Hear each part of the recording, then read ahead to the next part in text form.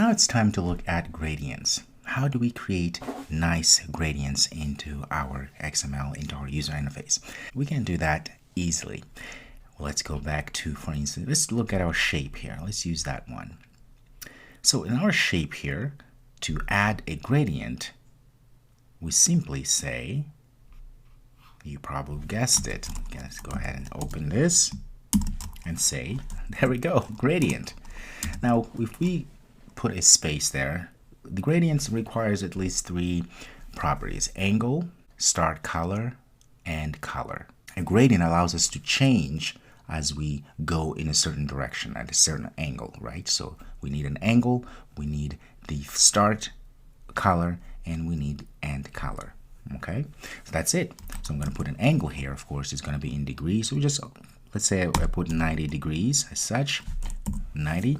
And the next item we need to add is the start angle, start color, I mean. And let's say we want to put a different color. Let's say CEDE or CEDE as such. And let's say end color is going to be, how about 00 ADEE as such. Okay, let's go ahead and close that one. If we save this, let's go and open our view, and you can see we have this very nice gradient here.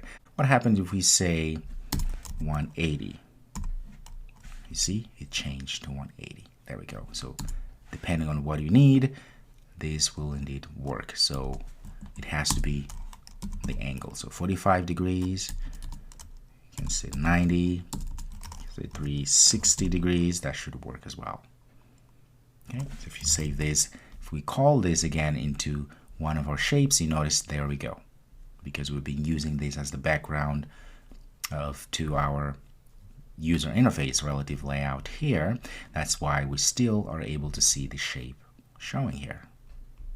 Let's save this and give it a run so you can actually see this in action.